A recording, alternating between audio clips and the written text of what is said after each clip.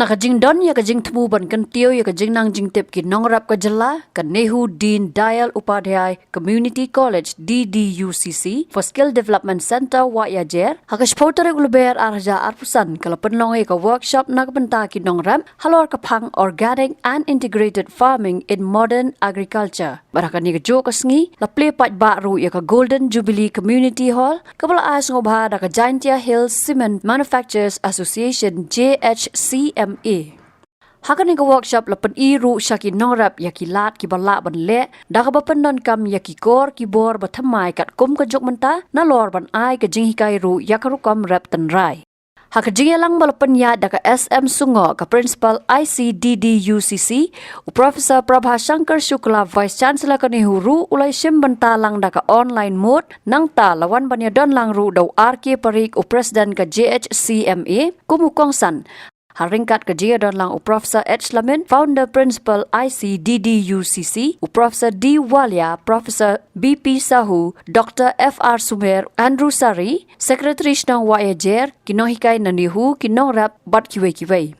Haba ajing kran hakani ka jia lang URK parik ula ai khuble ya ki bor penyat kani ka jaka ai Jinghikai baru khumi lanti bakin la su ban peteng ya ka jing persang na do ban penkop bor ya ki khon samla ya ki Nongrep lingba ki jing ai Jinghikai ba pher This type of training is welding, electricians, other things which is required for the industry also.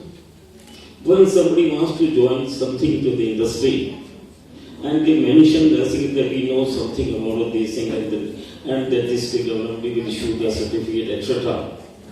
Definitely, they will get more benefit for getting the job, which will be the more benefited.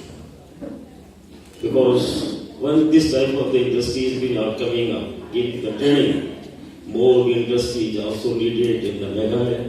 Without the industry, state cannot improve.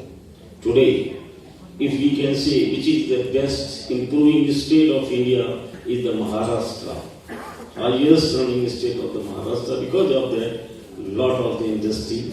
And when the industry will come, when they were comfortable doing their business, smoothly they can do their business and get the support from the government also, then definitely everybody come.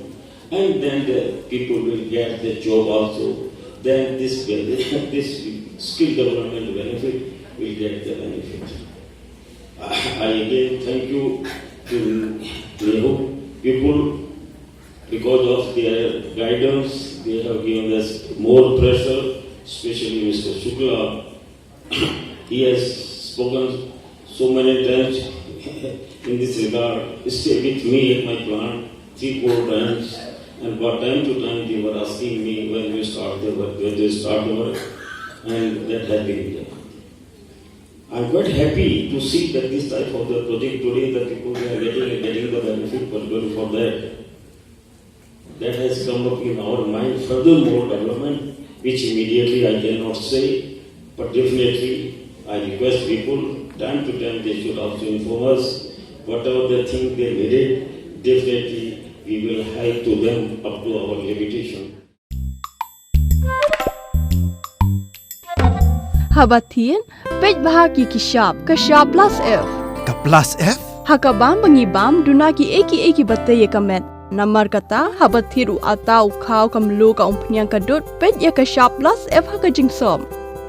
Yaki nutrient kumki vitamin bat ka ayan la icon diat bat ka bathau bha kam khta ka dur jingki marbam ka jing mat lani ka rukom shed yaki balehi banai kita ka don ka we ka jing mentoy ba kongsan ka kot ka khia ka nutrition ba khambha ka jing im ba khambha pendon kam daki marbam modon ka sharp plus F menta ka Sngi Lawan Ra Shafi Lingba ko office jong Commissionerate of Food Safety Meghalaya